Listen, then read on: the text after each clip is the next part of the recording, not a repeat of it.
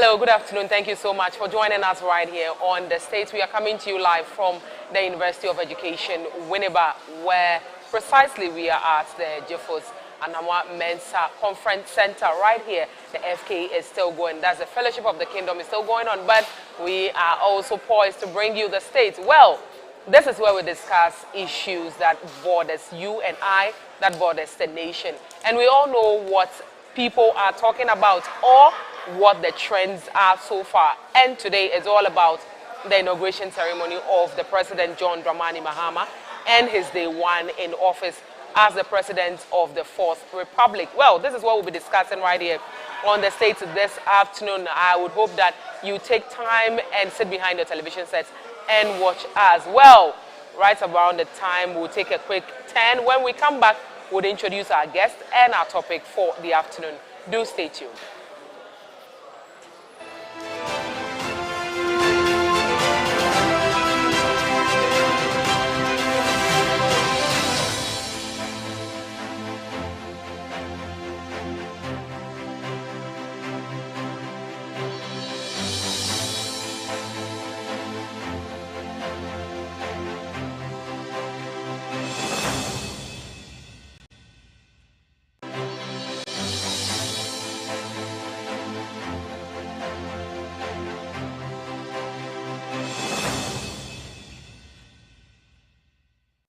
The Christian Service University, a fully chartered private university in Ghana, is inviting applications for admission. Undergraduate programs include BSc Nursing and Midwifery, Computer Science, Information Technology, Bachelor of Business Administration, BA Communication Studies, Planning and Social Development, and Theology with Administration. Postgraduate programs include MSc in Accounting and Finance, Monitoring and Evaluation, Corporate Planning and Governance. We have MA MPhil Communication Studies, MA Christian Ministry with Management, Event Management, MPhil English and Mathematics Education. With quality, faculty and state-of-the-art facilities, we blend academic work with entrepreneurial mindset in all our programs. For more information, please call 0246 275375, 0240-154825, or 0244-596603, or visit our website www.csuc.edu.gh. CSU is located at Odenaho Kwadaso on the Kumasi Obuasi Road, 100 meters off Star Junction. Choose CSU today to secure the future of Africa. And to make him better known.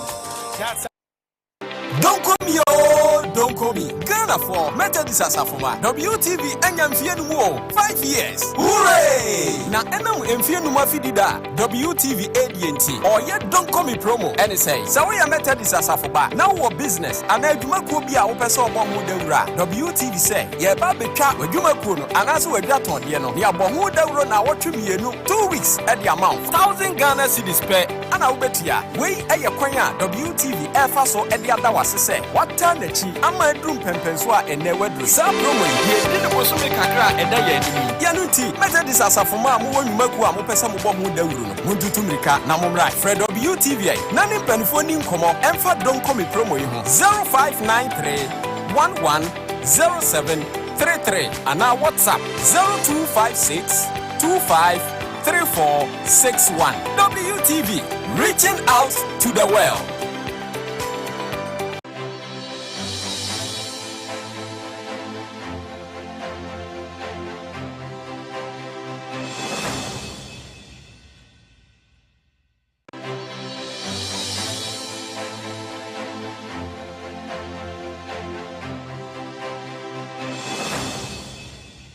Joining us right here on the stage, my name is Listener. Well, I've been joined by my panelists and I would introduce them. But before I do that, we are discussing or we will be analyzing the fallout from the presidential inauguration and some related issues. And so yesterday, the president stood in front of thousands of people, stood in front of the whole country and gave an inaugural speech. That was after he was sworn in as president. And he said a number of things. And so our guests right here today will be, we'll pick them one after the other. We'll analyze the authenticity of what he said. And of course, if it is feasible to be achieved as we stand right now as a country and as a nation, if we'll be able to get it done just as the president has enumerated right yesterday, early hours of the 7th of January. But I have been joined by the Reverend Xavier Owusu, who is a Methodist minister, and of course our own father and our brother, Mr. Nicholas Taylor. Hello, good afternoon, gentlemen. Thank you so much for joining us. It's a saying. Okay, so we are in the fancy land. That's why I brought it. You want to never fancy? Well, this is the state, and so I'm so excited to have you right here. But yesterday, we all saw what happened at the Independence Square, or the Black Star Square, where the president was sworn in. He took the oath of office and the oath of allegiance. It was administered by the Chief Justice herself. A lot of things happened. I mean, he gave out a number of things that he would like to do in the first 120 days. Today, he has about 118 days, because 2 days is out already. Well, what's really stood out for you as a minister? I think you were here, but you still had the time to watch it. So, Reverend Xavier, what stood out for you?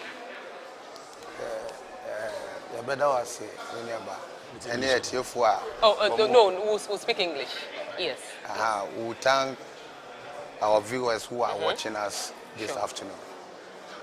First of all, yesterday, we couldn't get much time to watch the inaugural speech of the president, but a little one that we read on the online and the little bite we watch it on online. I could say from the the preparation towards the inauguration. Okay. I will first of all start from the branding, looking at how they prepared the ground and how the arrangement was done and other stuff, and was very, very, very good. And it was a very colorful event that took place yesterday. Then what I would touch on was the speech that the president gave. And even the attire that you wore yesterday, we saw about 4 symbols in the attire. Well, one signifies, people are saying Ajinyame. Other people are saying it's not Ajinyame. And one symbol was also signify, I think, also mean humility and strong. Means that the president, and one of the symbols serve as Sankofa, means that the second return of the president, John Dramani Mahama, and means that the second coming will be great, will be very good for the nation. And we are all anticipating that what has transpired for the past 8 years ago, or what we saw during under his term of office, will never repeat itself again. Now we know that he had learned from his mistake and is coming back as a strong person, prepared, someone who has learned from his mistake or past mistakes, and coming to govern the nation with different mindset. So we are all anticipating that things will go on well for the nation. And the things that they have listed for the first 100 days, we are all expecting that that achievement will be achieved in the first 100 days. You talk about the removal of the the e-levy, the betting tax, the boys are all jubilating. Yesterday I watched the video, a guy on the social media called Mickey. He said he will be very happy, and the guys will be very happy if the president removed the 10% betting tax for on their betting issue. They will be happy. So we are all expecting that the president will do justice to what they have said in the first 100 days. Interesting one, Mr. Taylor. After listening, or after watching the president and then listening to the speech, what was your initial reaction? All right, thank you very much. I believe that the inauguration ceremony is something that is constitutionally mandated. And from the parliamentarians' work up to the time that he was sworn in, the Constitution of Ghana is very clear that before the president can set out to do any activity, he should swear and subscribe to the oath. And the Constitution also says that the president must do that in the presence of Parliament. Ordinarily, some people have argued that, okay, anytime that the parliamentarians are sworn in, the president should equally be sworn in. Then maybe he can do the inaugural ceremony openly because the constitution says it should be done before the parliament. Okay. But over the years, convention has proven that we normally move parliament to an open space, normally the Independence Square, so that people can have a glimpse of that. And so yesterday's event, as my brother indicated, was very, very spectacular. If you look at the way the arrangement was done and the security arrangement was put in place, the planning, the roads that were blocked and everything that was put in place, you can see that a lot of preparations went into the ceremony. Why that? Because the inauguration of the president is something that's being projected to the entire country, to the entire world. And so everybody must see, one, what Ghana is made of, two, what is going to happen on that occasion, three, what exactly is the president going to say on his inaugural ceremony. And so the ceremony has the social aspect, the constitutional aspect, and also the global effect. And so what we saw yesterday, where the president was able to adorn himself with the kente and some of those traditional symbols, the vice president, and you can see that all the things that were put in place there, they were very, very, very important. And so I think that the organizers, we need to give them a thumbs up. Parliamentarians also in the session, we didn't hear any hiccups. And so yesterday it was very good. Going into some of the issues, I don't know if we'll start now. The president had indicated the need for regional integration. Okay. You can see that as we stand, Mali, Niger, Burkina Faso, Nigeria. These are countries that came to the program, but because of the tension, they have now ceded from the ECOWAS, which is a very, very, very serious matter as far as regional integration is concerned. So the president invited the Burkina Faso leader to come. I believe that it's a way of trying to see that integration of ECOWAS back. You realize also that a lot of dignitaries came from outside of the country, and that is also a good sign for Ghana that we are not an island. We are not in isolation. About 20 heads of state. Exactly, which was very, very good. And it signaled the world that Ghana remains the oasis of peace. You can see that the way we went about the elections also was very spectacular. No major incidents apart from the post-coalition activity, which I think was quite isolated. But generally, this was one of the most peaceful elections we have had in Ghana. And again, if you look at the sway of power, it's something the fact that there were a little bit of vandalizing of state properties and all that. Yes. I mean, where we have some of the, like, if you go to Damongo, for example, the EC office, which was burnt, in the Ahafuano, some skirmishes. You come to Accra, I think Ablekuma North also, a whole school. A whole school has been burnt with the students' ICT lab and everything. I think those are not good. Now we should see, even if you go to this Michael Quay area, that is the kind of thing that happened. We don't need these things. The elections were very peaceful. And so generally I think that Ghanaians have learned that violence will not benefit us. And that culminated in that grand ceremony that we saw yesterday, that gave Ghana another good picture in the eyes of the global world, which was very, very good. Well, interestingly, these are just preliminary comments on what we'll be discussing or what we'll be delving deeper into. Well, we're going to take a look at the speech of President Mahama, and then we are going to take it one after the other to know exactly what he said, and if indeed it is feasible. But the beginning of the speech came in with paying some tribute to his predecessor, that is former President Nana Addo Dankwa Akufo-Addo. And so let's go back to the screens and let's listen extensively to what President Mahama said about his predecessor. Somehow, it seems fitting that it is with Nana Akufo-Addo that I twice shared this stage and this unique historical distinction. Because Nana Akufo-Addo and I began our national political careers in Parliament in the same year, 1996. He has always greeted me with warmth, a firm handshake and a smile, and he is perhaps the only person in my life who has persistently chosen to call me Johnny. While we belong to opposing political parties, we shared a sense of mutual respect. In those early days, we probably could not have imagined that destiny would bring us to the leadership of our respective parties and that we would have to face off 3 separate times as we each vied for the highest office of the land.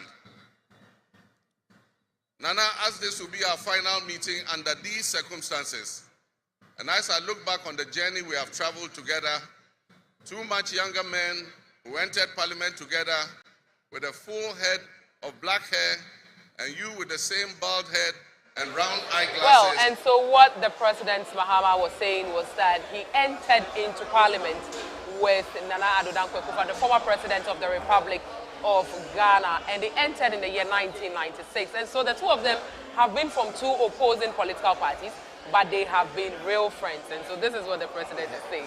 Well, Reverend Xavier, over to you. Thank you very much. The president did mention about the relationship we have with the former president. Sure. It means that in this world, we should value relationship. Because he said they entered the parliament in the same year, that is 1996. Even though they are not in the same political party, they are being back and forth. Yeah. When you look at around what people say about them, Mahama is not in good term with Akufo-Addo. Akufo-Addo is not in good term with Mahama. Even prior to the election, they said that Akufo-Addo don't want to hand over power when he lose, when his party lose the election. But looking at what the former president said, means that to them they have cordial relationship, and for that relationship, it goes a long way beyond their political parties. Even though I'm not in the same party with you, but the fact that we are all human beings. Sometimes maybe they can be a classmate, they can be a schoolmate, but only the political party divide us. And once the political party divide us, we don't need to allow our followers to bring hatred between our friends. So are there lessons we can draw from this? Because look at the statements the president has made, that he even calls him Johnny. So it means that between the two of them, there is nothing like His Excellency. There is nothing like Your Excellency. Because the two of them see themselves equally. When they meet, like we the ministers, when we meet, we don't call ourselves reverends, we call ourselves brothers. Oh, okay. I can mention my colleague minister, Quarcoo, and now Kwesi. To us, we are cool, we are friends. And that is what the president is saying. That to them, they have that cordial relationship. And that relationship goes beyond their parties. And you don't want to breach that relationship. Because going forward, he may need some advice from him. Even though he hand over power to him. And he also hand power back to him. Back to him, yes. So there are certain things currently, maybe when you go out for the 8 years, it has happened in the government. Well, so you need to take advice from him. Going forward. Yes. Currently we are under IMF. There are certain things you need to consult him for advice. So I think that in this life, we should value relationship. All right, we'll come back to you. But Mr. Taylor, these two personalities, one handed over power to the other. And then it has come 8 years back, it came back to him. And President Mahama is saying that this could probably be the last time they will ever meet in this regard. What are the lessons we can draw from this particular statement? And then the relationship between the former president and the current president? Yeah, thank you very much. You see, it is important for political actors in the country to understand that the two of them, the MPP and this, that are the dominant parties in Ghana, they need to send very good signals to their supporters. Mr. Sadiq Abubakar also said something that he has never gone to opposition. Because if he is in power, his brother is in opposition. If his brother is in power, he is in opposition. And so it means that he can call his brother at any time and get anything. But our supporters are always at each other's throat, thinking that those people are fighting. Look, when you go to parliament, they can do all the fight, all the jabs and everything. But after they go to the same lunch, they go and buy things, they serve themselves, everybody are moving peacefully. And so we, the supporters, we should not fight. And it sends a good signal. I mean, what the president is telling us that we are only sharing different opinions. And as far as opinion is concerned, everybody can express an ideological opinion. So we don't need to fight. We don't need to go trying to hurt somebody because of elections. And so the president is telling his supporters, and same to the supporters of MPP, that politics is not about insult, it's not about fighting. Let us go and share our opinion and then move on. In terms of what happened, the president was also emphatic that this could be the last time. Yeah, this could be the last time. Last time in the sense that I don't expect the president to say that, yes, I've been elected, I should maybe manipulate the constitution and go 8 years. It will not happen. Okay. Because Ghana, we are not in for that. Again, there's no way President Akufo-Addo can also come to power. And so obviously, as far as he as a person may not come back. Yes, but the party can come. Yes. But he as a person cannot come back to power. And so we need also to understand that these things are such that they cannot actually influence any power play again. Yeah. And that tells also that in this world, power is transient. Everybody must be careful when we get power. Mr. Taylor, I'll come back to you for you to continue on this particular one. I like the fact that you said that power is transient because you cannot hold power for a very long time. You definitely have to leave the baton for the next person. But you see, in the course or prior to election 2024, there were lots of touring of the regions and all that.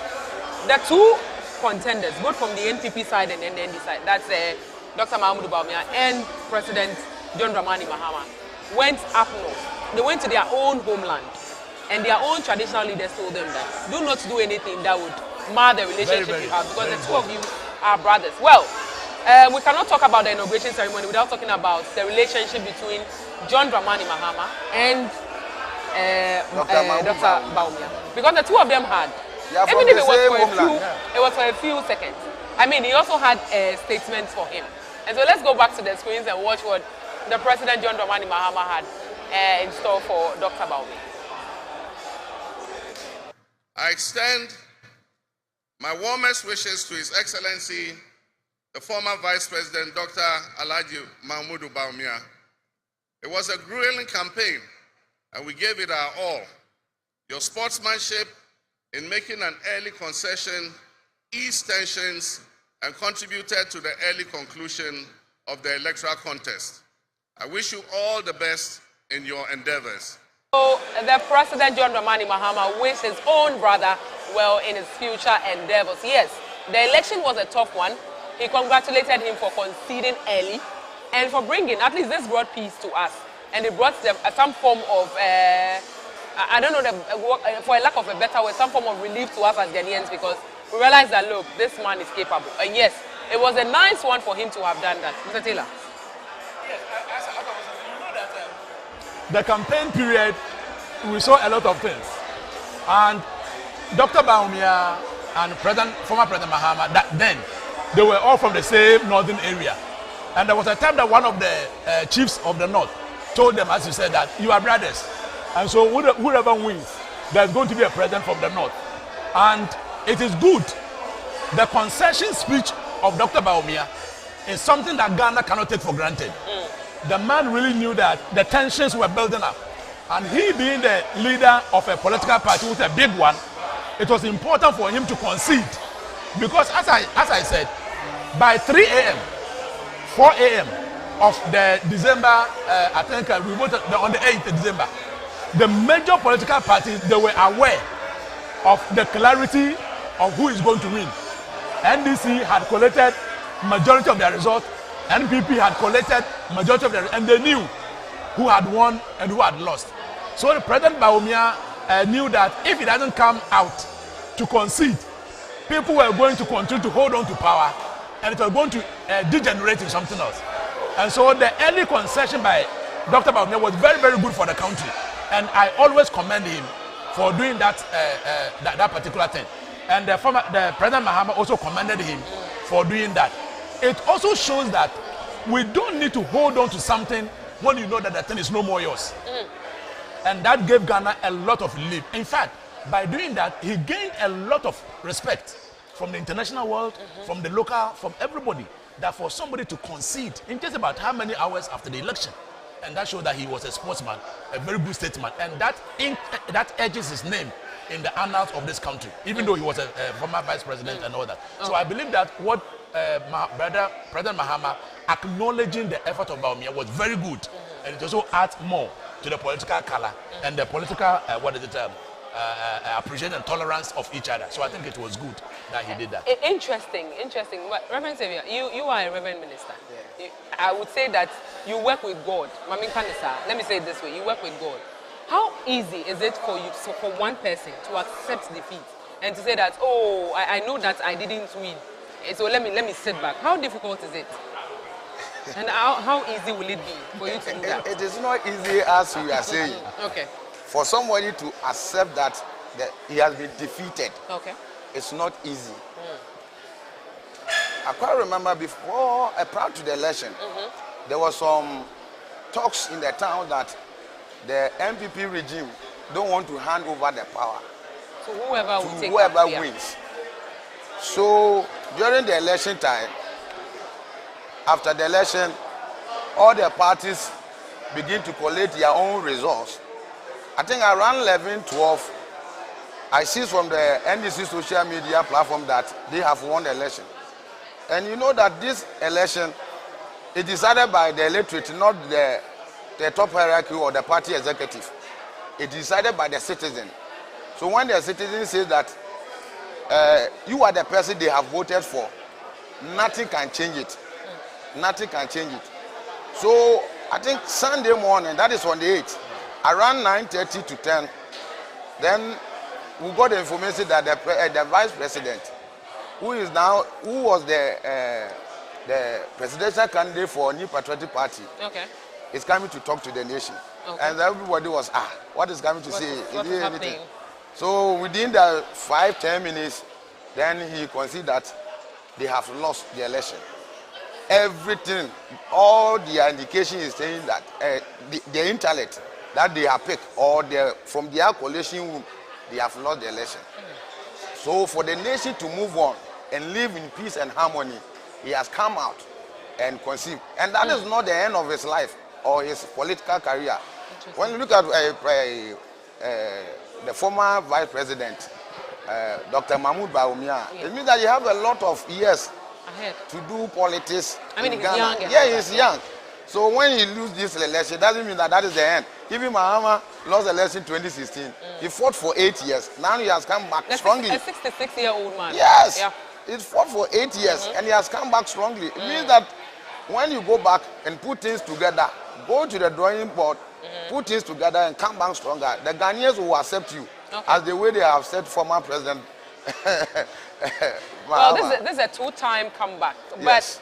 But if you look at after the speech, the president of Nigeria, Bola Tinubu, also gave his own speech. Nigeria. If you look at the relationship between the two countries, it is one thing that reporters would say that it could bring a lot of transformation into West Africa.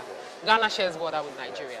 What he said concerning our relationship with our neighboring country, that is the Nigerians, it says that they are going to continue that relationship. They are going to make it stronger. How well can we get this done? Because apart from football, when we have Nigerians play with Ghanaians and then we get to talk about it, what major thing can we do to bolster this kind of relationship? Thank you very much.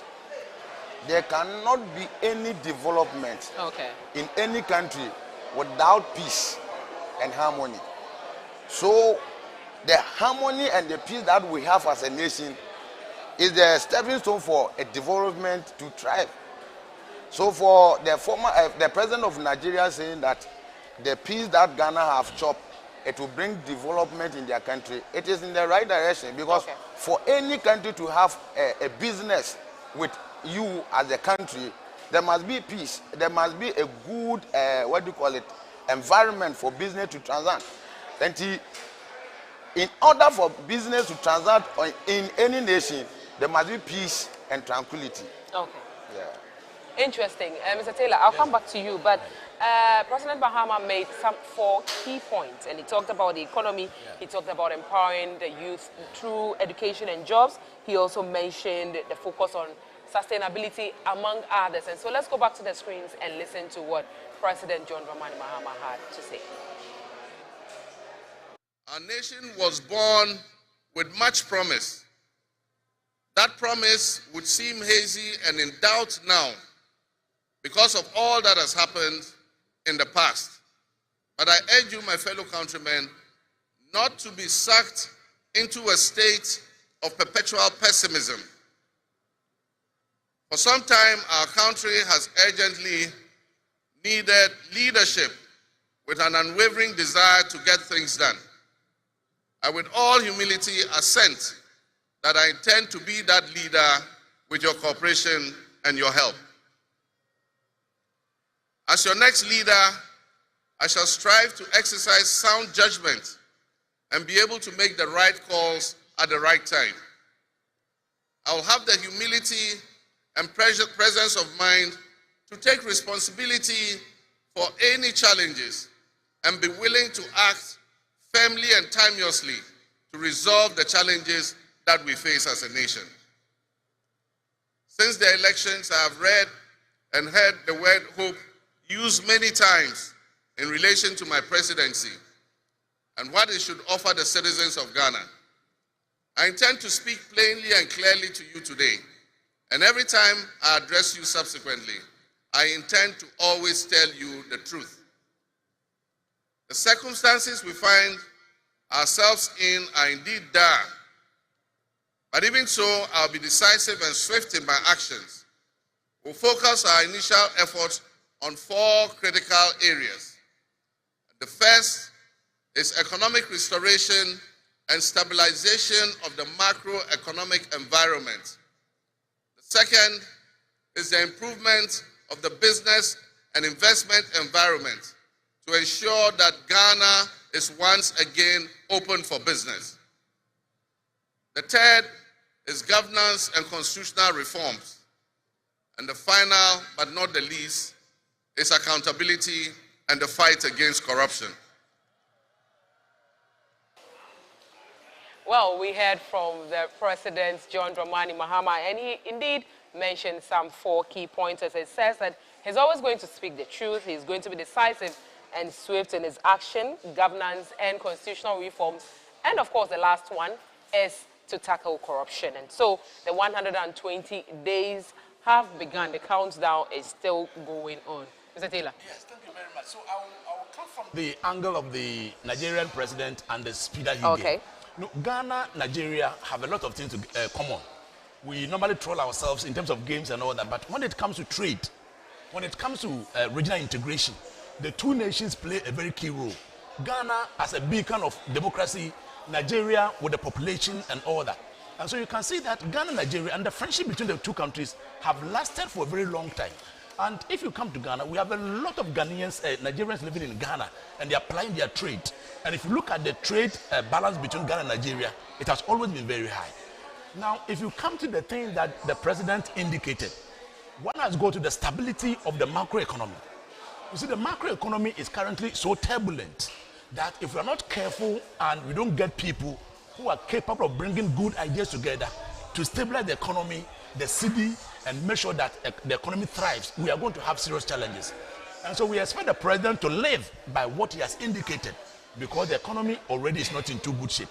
You look at trade and all that he mentioned, we need to foster very good trade relationship with some of our other countries, our bilateral partners and all that, so that we can have some good trade relationship that will boost our economy and also increase the indicators for all that is needed for the economy to grow. You look at the governance and the constitutional review. Professor John Evans Atamas, the late, he started the constitutional review. A very good document was put up, but it didn't see the light of day. I was thinking that the president, being the vice at the time, was going to ensure that it come to fruition, but it didn't happen. I mean, what he couldn't do in the last 15 years. What shows that it could be done in this year? There are some of the critical areas that the constitution needs to be reformed. And those critical areas, we need to look at it. Now, there was a constitutional review committee, a second one, by the Nana that came out with the white paper, and they're looking at it. They have tried to synchronize or more or less bring together a lot of things. Now, it is up to public validation. So the President Nana Akufo-Addo has handed over that document to President Mahama to do that public consultation and then do the engagement and validate it. My brother and sister, the last one that he mentioned was corruption. You see, if you look at the indices, I want us to break it down one after the other. Well, I mean, there are 4 pointers. Yes, the first one has to do with the economy. How can we stabilize it? People have been talking about the stabilization of the Ghanaian cedi against the dollar. The fact that we need to cut down on imports of some of the staple foods that we have and all that. What can we do to change that? Thank you very much. One of them is our continuous development of agriculture and infrastructure for agriculture. If this country doesn't look at agriculture very well, we should forget it. Because Everything that we do is practical agriculture. The food we eat, even the garments we wear, we get it from plants and all that. Our food basket is the northern part of the country. We are talking about Shanti region, we are talking about Western, we are talking about the 5 upper regions. And quite recently, we heard of the Bagri Dam spillage, destroying some of the crops. We talked about one district, one dam. One village, one dam, and all that. We didn't see, it didn't see the light of day. What can we do to change? Listen now, politicians and Ghanaian politicians should not give us rhetorics. They should not come and tell us names. We are not interested in big Reverend, English. if you want to chip in, you can. Okay. You can. We are not interested in big English.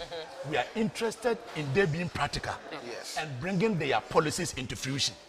Look, I have been roaming a little in the upper north that you are talking about. One village, one dam. I hardly see it. But is it possible there? Yes, you have been there. Is it possible? No, sometimes the area itself, the topography of the land, it may affect each of the villages having a dam. But my sister, everything that you can think about and conceive with a policy, it can be done. And then this one factory, a good policy. My question is, how many of them were built with the truth, with the needed materials, with the needed planning, with a good policy for it to sustain? This is an initiative from the former administration. I expect them to continue. Do you think that this new administration is going to continue? Some of the policies should not be abandoned. Okay. You see, sister, one of the things we are having in this Ghana is that a president comes with his own policies. 8 years, you cannot finish all. You go, another person comes with his own thing. Then we are wasting money. We are wasting money. If any government can decide that, okay, I will not even promise any new thing. I am going to continue all the projects from 1992 that have been stalled. Sister, we will move forward. And so I expect the president, I expect the president to continue. You are talking about 32 years back. Yes.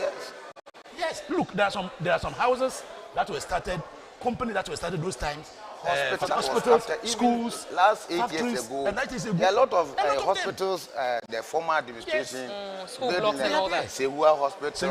It was recently that the president. It was recently that the president was. A day before they handed over. Yes. He went to commission it. And people are also saying reports have indicated that the place is not even complete. Go across the country. Many of the roads have been tied. The immediate government also started about 100 Agenda 111. 3 of them were commissioned. And they initiated they initiated 88. Yes. And only 3 were completed. So all these things. They commissioned 88, but 3 is yet. 3 is the completed one. So I expect the president of Ghana, President Mahama, also to continue with Agenda 111. The only thing is that I was thinking that the politicians, they should also be measured in their promises. You see, Mahama promised of secondary schools, 200. Yeah, okay. You cannot build a 200 within 4 years. So target about 50, 60, complete, and then go. Akufo-Addo is talking about 111 hospitals. You can't. Target 50, 60, and complete it. You see, when you talk about hospital, a hospital is different from the facility, the structure. Yes. You can build the room, the house. So a hospital can be a whole community. Yes. Because we need to have a lot of special with the special facilities care inside, with the hospital staff who are working, then we call it a hospital. Okay. But if you build the room, the house, and you put it there, yes, you have built a structure, but it is not a hospital.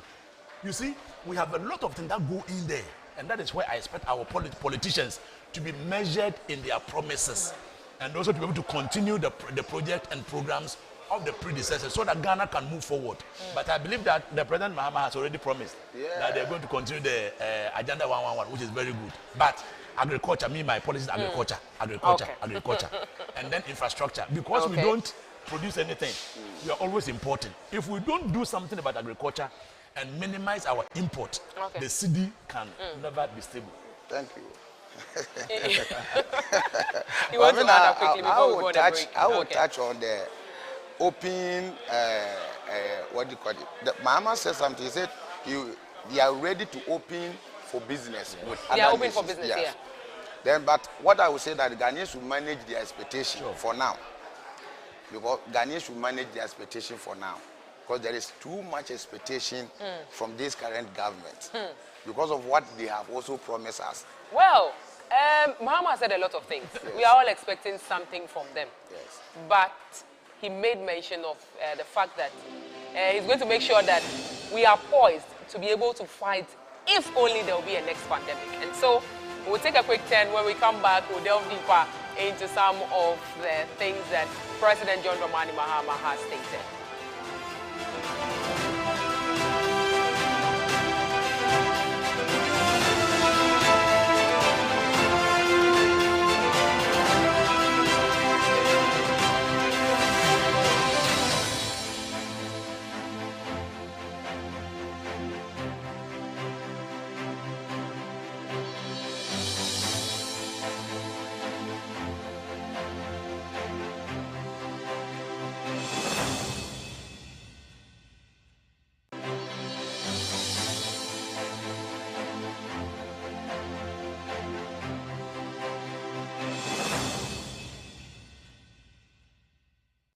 The Christian Service University, a fully chartered private university in Ghana, is inviting applications for admission. Undergraduate programs include BSc Nursing and Midwifery, Computer Science, Information Technology, Bachelor of Business Administration, BA Communication Studies, Planning and Social Development, and Theology with Administration. Postgraduate programs include MSc in Accounting and Finance, Monitoring and Evaluation, Corporate Planning and Governance. We have MA MPhil Communication Studies, MA Christian Ministry with Management, Event Management, MPhil English and Mathematics Education. With quality, faculty and state-of-the-art facilities, we blend academic work with entrepreneurial mindset in all our programs. For more information, please call 0246 275375, 0240 154825, or 0244 596603, or visit our website www.csuc.edu.gh. CSU is located at Odeneho Kwadaso on the Kumasi-Obuasi Road, 100 meters off Star Junction. Choose CSU today to secure the future of Africa. And to make him better known. That's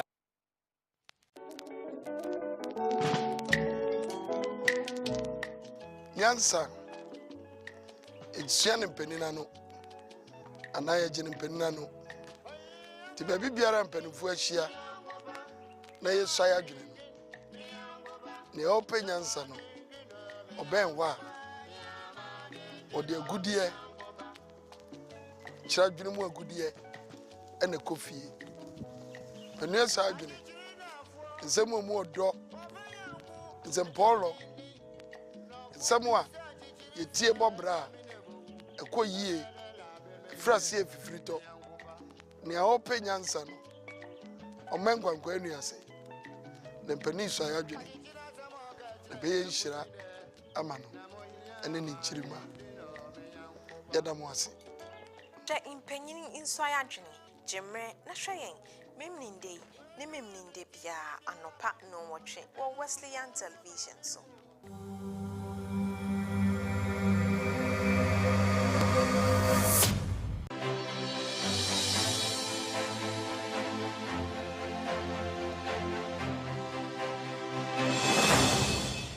Welcome back. You're still watching The State right here on Wesleyan Television. We are coming to you live from the University of Education, precisely the Joseph Jeffos Anamwa Mensa Conference Center. And so we are seated right here. And the Fellowship of the Kingdom is still ongoing. Our ministers are back inside, and they are going to continue with their next session. But we are also here.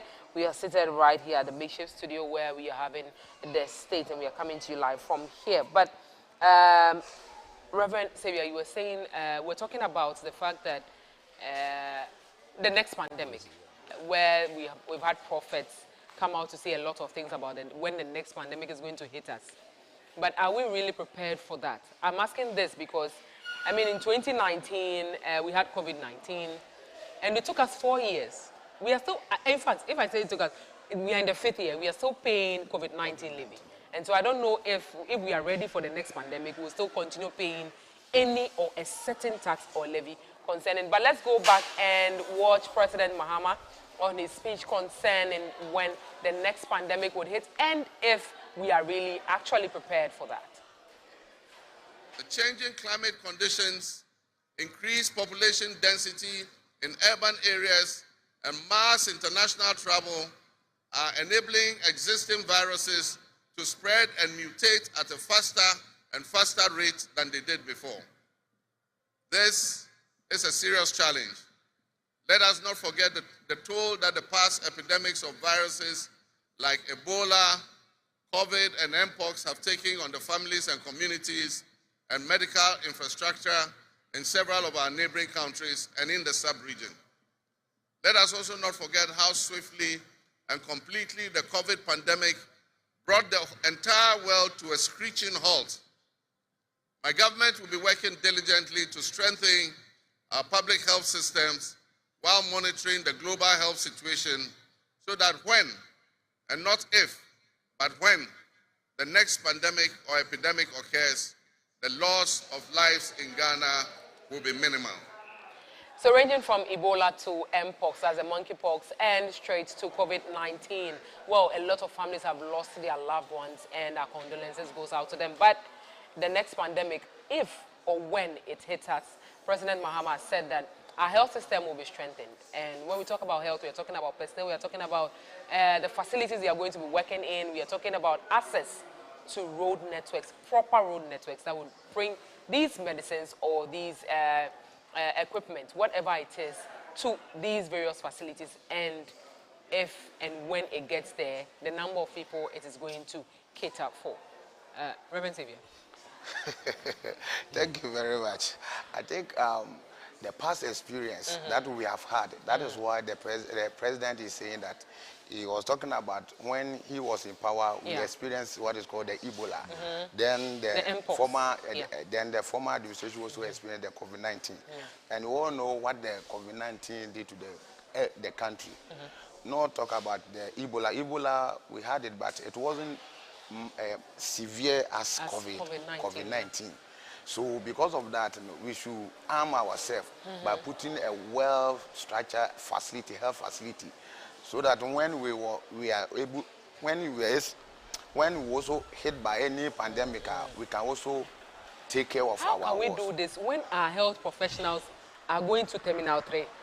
No, well, as for... I mean, when they get to Terminal 3, they just go. You see, even the politicians, most of them, when they fall sick, they leave offshore. So what we need to do... If the place is good, would they leave? But what we need to do is to strengthen our system as indicated. Okay. Now, if somebody falls sick and the person cannot get the quality treatment here, that is when the person can look outside.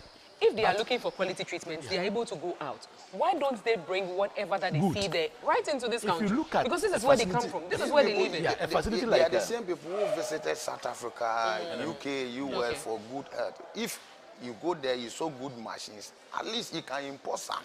Fixing in our facilities, so that when you fall sick, you just visited the facility. A facility like the UGMC. It's a very world-class facility. And so you have even foreigners sometimes coming to seek treatment at that place. How many we people need to can multiply. afford it? That is the question. How many? No, don't let me say people. How many Ghanaians can afford it? Because this is situated right here in Ghana. Very expensive. How many of us can afford it? And we are praying that many Ghanaians will not get the kind of diseases that will take us there. But if you look at, if you are able to, the district hospitals, the regional hospitals are very good and well equipped. At least they can sustain lives. How many regional hospitals can sustain a kidney patient? We are trying. On dialysis? You see, we are trying. But we need to improve on our systems. Otherwise, the way our system, our health system look like, anything... He's saying that how many regional hospitals? I mean, we are in Winneba right now. Yes. If we go to the trauma hospitals, how many machines, how many dialysis machines will we get there? And so if we have about 3 kidney patients, how many of them? If not Accra, we are going to Interbet, we are going to Cape Coast. Yes. That is why we need to continuously invest in our health facilities. These particular nurses who are going at this alarming rate, how are we going to attract the nurses and the health workers to sit in the country? The working condition, the salaries, the emolument, the PPE they have to work with. We need to improve all these things so that the nurses and the doctors will find Ghana safe and attractive to work. But if it's not like that, they will go. Well, so interestingly, we are talking about employment. We are talking about the youth. And the youth, most of them are also working in the health sector. Well, Mr. Mahama has a message for them concerning education and jobs. Founding victory, I see a clarion call, particularly from the youth of Ghana, a generation that is brimming with potential and dreams that are waiting to be realized. This moment is a powerful affirmation that your voices matter, that your aspirations are valid, and that your future must be our priority. We're committed to translating your hopes into action and creating opportunities for education, entrepreneurship, employment, and empowerment. Our policies will be tailored to sustain innovation and foster industry that engages today's young minds and equip them with the skills needed for tomorrow's challenges. Together with the private sector and captains of business, we will create decent and well-paying jobs. As we embark on this new chapter, I assure you that our decisions will champion diversity in all facets of governance, ensuring that every Ghanaian, regardless of your ethnicity, your gender, your age, your religion, or any background, will have the opportunity to contribute to our nation's story. Ghana's youth represent the heartbeat of our democracy. Their ambition will drive our policies as we strive to create an inclusive, equitable society where everyone has a seat at the table. How true is it that our youth represent the heartbeat of our democracy, where people are working in Makula markets, people are working in offices and are earning as low as 800 Ghana cedis? Well, I don't know if Mr. Mahama knows about this, but if he doesn't, please, this is a call to him. You know, I have been saying that every average politician in this country knows the problems of Ghana. Oh, wow. All we are left with is the political will to solve the problems of this country. Do you think they actually know what is happening? Know. Yeah, they know. They know. Every politician knows the problems of Ghana. How sure are you that the politician knows Now, about you know it? that this country, the government sector cannot employ, let's say, 2 to 4 million Ghanaian working population. So why is it that when a private person, when an individual decides to set up a business, then the taxes will go up? That is why they need to look at that piece. Because for the private sector could just bring down the unemployment rate. Yes, drastically. Because the private sector will absorb a lot of the working force for you. So as they give the tariff waiver to the foreign companies, they can do same to the Ghanaian company. Yes, for them to also absorb a lot of working force in our country. Now, when you take up the health sector, the nurses and the doctors are living offshore because of the working condition in this country. Because they will go and collect the small dollar and come and change it. Plenty money. Plenty money. So the working environment is not conducive for them. They will leave. When you go to the teaching field, the same thing. Okay. So they were employed. We have 2 minutes to go. Yes, we'll talk about what they know. They know it already. They know it. But let's talk about our own mother, Nana Jenopoko. Yeah. I believe that what has happened is also very historic. Yes. And For the our first time. interest is not just the history. We are looking at the contribution of women to economic and national development. We want to see action. Apart from the manifesto, apart from the blueprints, what is she bringing on board? How can she engender confidence in the women to see that if she has gotten to that level, others can do it? How is she going to mobilize the young people and give them the hope that you can also do it? The Kayaye girls who are out there, those who are in the schools and they think that all is lost, what is she bringing on board? And I believe that I want to congratulate her for making Ghanaian women proud. As a gender advocate, I expect that things are going to boom for the women so that we can get a lot of women in positions, not just women, but women who are competent to do a lot of things. She has brazed the trail as an education minister, as a university, the first chancellor woman of a university, and now the very first woman female vice president. We congratulate, and so a Methodist. She is a Methodist, and so we are proud of her. Yeah. And I think that she should bring a lot on board, partner John Mahama, and let Ghana move on a very high pedestal. Interesting. Thank you so much, Reverend Xavier. Now, gradually we are getting there. Oh, yes, we are getting there. Yeah, I remember when they passed on the affirmative bill that they need a greater number of females to be in the parliament. Yeah. And I think this one also serves as another milestone for a woman to reach that height. Because we have had a Chief Justice being a woman, Speaker of Parliament being a woman before Joyce Banford, and now we have a Vice President who is also a woman. And it's from our own Muslim tradition. Tradition. So this one, the credit goes to the Methodist Church for bringing this woman to reach that height. I think he also serves as a role model to the young girls and the women coming up. And we can that they can also do it. And we can join her in celebrating the first female president of the Ghana Bar Association. Who's also a Methodist. I remember this lady who, I remember this lady who won the SRC election at the KNUST. Exactly, KNUST. Adubia, yes. And so I think the women are coming. And this is to all Wesley girls. If you are an old student and you're still a student of Wesley girls, good afternoon to you. So yesterday it was two female, two Wesley girls. The chief judge was from Wesley girls. Yes. The vice president was a girl, and one administering the oath to the other. It was wonderful. Have you seen the picture of the two of them smiling together? Oh God. Oh, please go on to her page on Facebook and check it out. Oh God. So we thank God for their lives. We wish them all the best. It's an interesting one. And we pray that they will bring good things for Ghana to develop. It will not be just a rubber stamp, but it will work. They should work. They should not take advantage of the 180-something parliamentarian. They should not bring anything. They should make sure that what they are bringing will help Ghana. We have confidence. And we hope that after the next election, we are going to get a lot of females in parliament because this year it has dropped. Yes, it has dropped a little, but we hope that next year they will bounce back as we expect. But well, viewers, thank you so much for watching The State. Thank you so much for joining us. You heard us speak with Mr. Nicholas Taylor and Reverend Xavier Owusu, who is a Methodist minister.